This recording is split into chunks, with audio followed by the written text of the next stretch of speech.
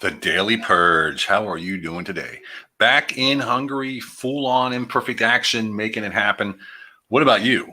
What about you? I know we a lot of times we get back from vacation or you're back from somewhere and you're like, oh, Jesus, I don't know if I feel like working, or, oh man, it was so good to be away. I wish I could stay there. Well, it doesn't feel like that, actually, to me. It feels like, wow, what an empowering trip. And of course, it has a lot to do with us working with Bufo, working with the plant, the sacred medicines, and with the shamans and Lane and Jesse and Ross and myself. It was just a fantastic time. I already talked about that, I think, on a live and Instagram. If you haven't seen it, check it out. It was pretty cool. It's about the integration. And some of you know that we worked on working with Bufo, which is 5-MEODMT. And some people would say, oh my God, that's a recreational drug. It's not. It probably can be used for that, but that's not why we use it. We use it very seriously in order to facilitate change and to ensure that we're actually operating at our highest level. And it's something that blew my mind.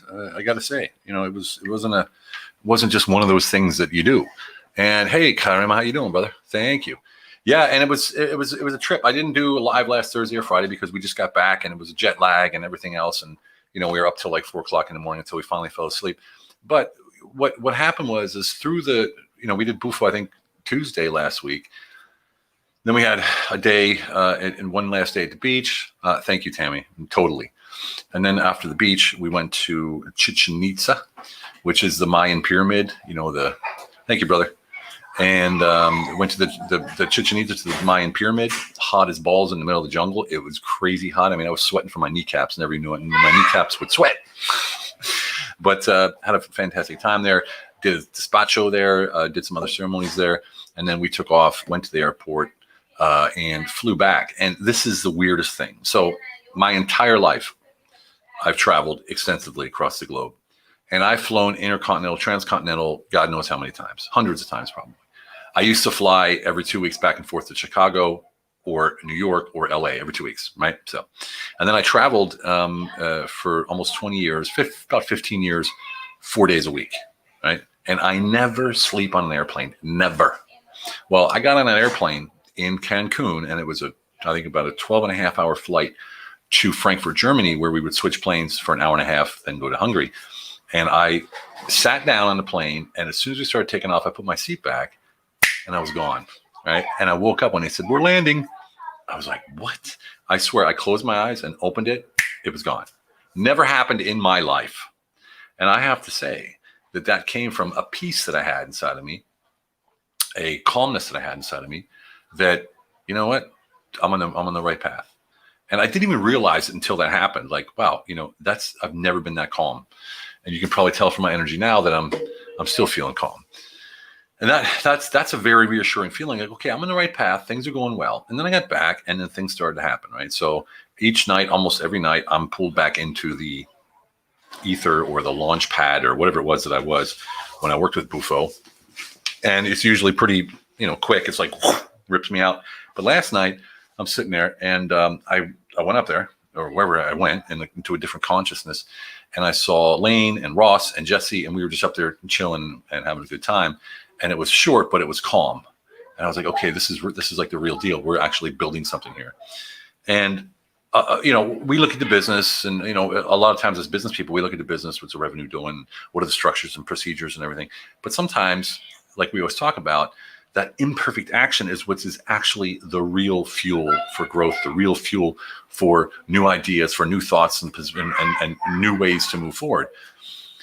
And so that imperfect action is more important than ever for us. And I think also for anyone in the world right now, especially in this, whatever you want to call it, which is going on with all these different sides fighting and bickering, and if it's real, if it's not real, if it's with the VAC or not the VAC or whatever, all these things. Waiting for something to happen, waiting for someone to tell you to do something, waiting to see if you can or cannot, that's not going to get you where you want to go. We got to dictate the real truth of our own truth in the world today. So we set that tempo, we create that radiant value, we create those waves of value that we send out, right? So the one of the bigger lessons that we always talk about is that we dictate from the inside out. And we've always said that. But now I know, as a matter of fact, from my journeys, that the outside is a pure interpretation of our inside. So I see you, how I, through the interpretation of my impressions on the inside, my perception on the inside, right? And that means that I see you maybe differently than you see yourself. I certainly do. I see you differently than someone else sees you, and that's because of my internal, interpretation of what I see. So actually, if that's the case, that everything on the outside is based upon our own personal interpretation, we can actually change it anytime we want it. Oh, how powerful is that? You can change the outside, anything that's going on, anytime you want. And another way to look at it is, okay, no matter what happens, I was talking to a client today, and she was like, yeah, I'm doing this, and I know it's not right, but I feel like I'm doing it because I have nothing else to do, and this, that, and the other. And she was talking about the negative of it. And I said, well, what's the potential in that, what you're doing? What are you actually learning? Maybe you're doing just what the moment called for, or you wouldn't be doing it, right? I mean, you're actually doing something because you wanted to do it in some way or shape or form, whether it's conscious or subconscious. So what does that mean? Where is it going to take you? What's the potential in that, what you see as negative? Because I promise you, in every single situation that we're in, there is potential. Potential for learning, potential for growth, for potential for something, finding out something about yourself, expansion, I don't know, a deeper consciousness, a wider consciousness, a higher consciousness, but yourself, your inner self, whatever it is. But if we're not aware of that, and we're not aware that, yes, there is potential in everything, then we're going to focus on the negative, just like the rest of the world's focusing on the negative right now. F the negative is what I say, right? And if you pull back a little bit, like I used to always say, pan out, right? Pan out and look at the whole picture. You might be surprised at what you already have in place. What is already deployed from your superpower? What are the things that you're already doing that you can build upon? What are the things that other people see you doing that you've never seen yourself doing, or the impact that you have on others that you don't see yourself? Ask around, right? Ask around. How do you see me? How do you see my business? How do you see my impact? And find out. So I was in a pool in Tulum, Mexico, and this guy's like, "Aren't you Humble Alpha?" And I was like looking around for Lane and Jesse, like, "All right, mother truckers, you sent somebody over here, funny, ha ha ha." And he's like, "No, you did a Zoom keynote speech for the Amazon for internal, the Amazon tech department. I don't know, it was like 2,000 people, and like about 3 weeks ago." And I said, "Yeah, that was me." He goes, "I was on that call, man. Oh my God, I can't believe." He's telling his friends, like, "Hey, look at this."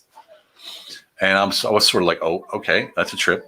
And there we are in Tulum. And then the guy who he was one of his buddies, like, hey, give me my phone, honey. And he took the phone. He showed me Audible. Look, I just downloaded the book. Haven't listened to it yet, but here's the book. Or I just started listening to it or something like that. And I was like, wow. Talk about feedback, right? Middle of Mexico, middle of nowhere, like, on the coast in Tulum. And there's someone in the pool there was probably 5 people in the pool. And one of them knew who I was. And another one was already reading the book. And so I talked a little bit, and then Lane showed up. I'm like, "Lane, get over here." And then we started talking, and they had, they thought it was pretty cool. They could talk with the authors right there in the pool on their vacation. So you never know who's out there that's noticed you. You never know unless you put yourself out there. You never know unless you ask questions.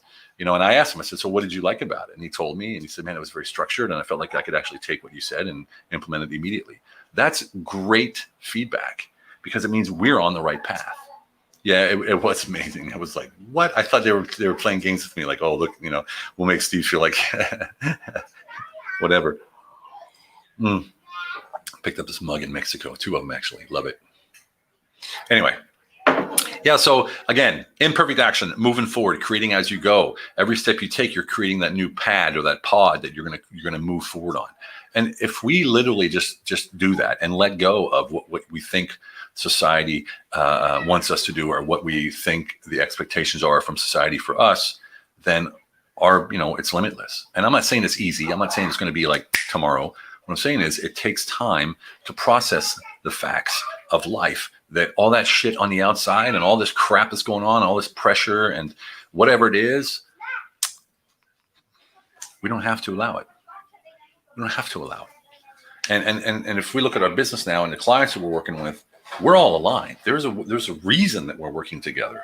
And that bigger picture, that divine sort of alignment, is really clear to me now, especially with one of our clients. And I really see why we're working with him now. He's in a space that we're not, and he's in a space that needs this reform, so to say, like this humble alpha operating system and higher consciousness. And I just feel like, wow, divine alignment. But I would never see that if I didn't take time to pan out. If I didn't take time to take time off, if Lane didn't take time to take time off, if Jesse wasn't there, if Ross wasn't, we wouldn't see it if we didn't actually take time off and discuss it and talk about our wishes and wants and our things we see and the things that we're realizing. I mean, we all have a chat group now on WhatsApp, and we're just giving our downloads and impressions, because after Bufo, you can do, you can be integrating for the next 3 or 4 months. And I'll tell you, every day you're coming to an erkenntnis. You're like, oh man, erkenntnis? That's a German word. You're coming to a conclusion, I guess you could say, about a part of the journey that we're on. Anyway, so Bufo was rocket ship power, unbelievable. I've never experienced anything like that in my entire life, not even close. 16 years of plant medicine did not prepare me for what Bufo did with me. Wasn't even close. It was like a whole different universe. So, here's my little totem. I had him with me. Lane had brought these with us, my little toad that I brought with me into the ceremony. He's sitting here watching me right now. So whatever it takes, right? Whatever it takes. And remember, a lot of people that work with plant medicine are successful business leaders. And I mean, all the way up, like Elon Musk and, as you know, Bill, the Apple guy, Steve Jobs, worked with plant medicine. It's not a recreational drug. We use it to facilitate growth. Hey, Wayne, what's up, brother? How you doing over there in Prague, in Czech Republic, if you're still there? Okay, so if you have any questions, let me know. If you're looking at learning about plant medicine, you can go to our QOL Enterprises Peru Journey page, which is not updated for 2021. But it is, oops, let me see if I can find it. There it is. It's not updated for 2021, but it is basically the same. I'll just put it in the comments there. Basically the same itinerary, everything there. So I put it in the comments, and it shows YouTube, so I don't know what that means. Anyway, you can take a look at that. If you have questions about plant medicine, go to the video in the middle of the page, and I explain a little bit about what each, San Pedro and so on. What I don't talk about is combo, which is the cleansing, physical cleansing. I don't talk about combo at that time, because at that time we had not done anything with combo. And so that's all coming down the road. So we're looking at going to Peru in probably March and for sure May this next year. Latest. Who knows? All right, everybody.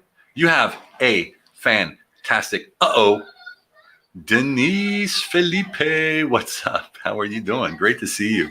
Hey, Mark, how you doing? Thanks, brother. Good to see you, Denise. We'll be talking later this week. Looking forward to it. Want to hear all about it. Up here in New York. All right, sounding good. Okay, you have a fantastic one. Remember, it's all about that amazing quality of life. We'll see you tomorrow.